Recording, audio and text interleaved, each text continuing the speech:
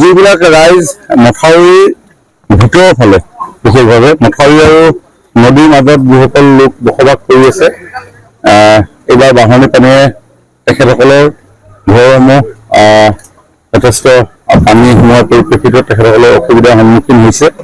চৰকাৰৰ তৰফৰ পৰা এই মুহূৰ্তত ল'বলগীয়া সকলোখিনি ব্যৱস্থা গ্ৰহণ কৰা হৈছে। খোৱা বস্তুৰ পৰা আৰম্ভ কৰি স্বাস্থ্য পশুধনকো আমি পৰ্যাপ্ত পৰিমাণৰ খাদ্য সামগ্ৰী, লগতে যিসমূহ প্ৰিকশ্যন ল'ব লাগে, মথাউৰি মেৰামতি, মথাউৰি প্ৰটেকশ্যন, সকলোখিনি কাম খুব সুন্দৰভাৱে হৈ আছে।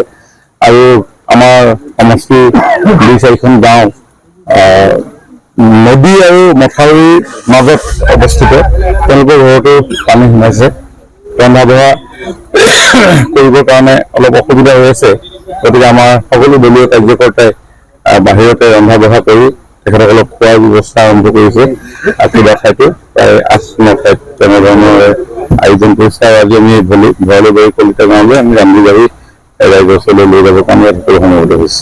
এইকেইখন গাঁও প্ৰত্যেক বছৰে বাঢ়নী পানীয়ে এই গাঁওসমূহ জনসাধাৰণক অলপ অসুবিধাত পেলায়, কাৰণ তেওঁলোক মথাউৰি আৰু নদীৰ মাজত তেওঁলোক আছে। গতিকে নদী উফন্দি হোৱাৰ লগে লগে তেওঁলোকৰ ঘৰলৈ পানীবিলাক সোমাই যায়। আমাৰ ভৰালিবাৰী কলিতা গাঁও, ৰমাই লাচিত মিচিং গাঁও, 3 নং হালগুৰি, চেঁচা নেপালী, আৰু এইফালেদি নদী কিনাৰ নিগম বুলি এখন গাঁও আছে, আৰু এইফালেদি এটা বিৰিং বান্ধ এটা ছিঙি যোৱাৰ কাৰণে আৰু কাৱৈ মাৰি এইফালেদি পানী সোমাই কাৰণে আমাৰ চেৰেপাখাটি আৰু চেনিমাৰী এই 2খন গাঁও অলপ প্লাবিত হৈছে। গতিকে ৰাইজৰ এই মুহূৰ্তত আমি সকলোৱে ৰাইজক যথেষ্ট চেষ্টা কৰিছো সহায়ৰ হাত আগবঢ়াব। আহ্বান এটা জনাই আছে, বিকল্প ব্যৱস্থা নাই, তেনেকুৱা আহ্বান মই এৰি পিনে ক'ৰবাত যাবলৈ পোৱা নাই। মানে প্ৰেক্টিকেলি বস্তুটো দেখিছো।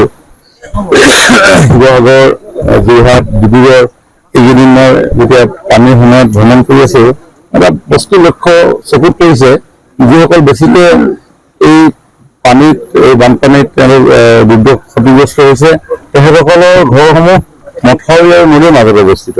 আৰু নদীৰ যিটো জলধাৰা, সেই জলধাৰা যিহেতু বাৰিষাত উফন্দি উঠে, আৰু সেই জলধাৰাই তেওঁলোকক ক্ষতিগ্ৰস্ত কৰে। গতিকে মাননীয় মুখ্যমন্ত্ৰী ডাঙৰীয়াই এটা নতুন চিন্তা তেখেতে ব্যক্ত কৰিছে যে এইসমূহ ৰাইজ যিহেতু ইয়াতে উপৰি পুৰুষক কেইবাটা পুৰুষ ধৰি তেওঁলোক বসবাস কৰি আহিছে, তাতে 2টা অপশ্যনে আছে। কাৰণ হয় তেওঁলোকৰ বাসস্থানসমূহ আমি ওখ কৰিব লাগিব, নহয় বেছি প্ৰত্যাহ্বান আহিলে এই স্থান আমি এৰিবই লাগিব।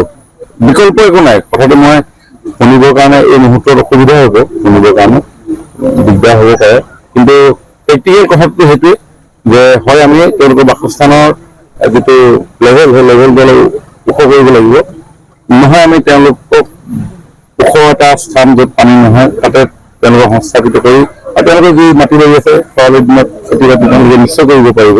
গতিকে এনেকুৱা ধৰণৰ চিন্তা মই ভাবোঁ যে কৰাটো প্ৰয়োজন আছে, নহ'লে একেলগে বছৰত 3বাৰ দুৰ্যোগত ভুগিবলগীয়া হয়। মথাউৰি এইবাৰ মাত্ৰ 4টা ঠাইত ভাঙিছে। মোৰ মনত আছে 2017 চনত মাজুলীত 17টা মথাউৰি একেলগে ভাঙিছিলে। গতিকে ফ্লাড মেনেজমেণ্ট মন্ত্ৰী পি জি হাজৰিকা ডাঙৰীয়াই খুব সুন্দৰভাৱে কৰিছে আৰু পেট্ৰলিঙৰ ব্যৱস্থা কৰিছে। আমি জানিব পৰা মতে তেখেতে ডিপাৰ্টমেণ্টক ইনষ্ট্ৰাকশ্যন দিছে বাৰিষা অহাৰ এমাহৰ আগৰ পৰা প্ৰত্যেকটো ছেকশ্যন পেট্ৰলিং কৰি ক'ৰবাত যদি হাবিৰ মাজত ক'ৰবাত লিকেজ হৈ আছে, ক'ৰবাত যদি বইলিং হৈ আছে, ক'ৰবাত ইৰ'শ্যন হৈ আছে, এইবিলাক তৎপৰতাই তেওঁ এইখিনি চোৱা চিতা কৰাৰ কাৰণে আজি এই যিটো সমস্যা মথাউৰি ভঙাৰ যিটো সমস্যা যথেষ্ট হ্ৰাস পাইছে।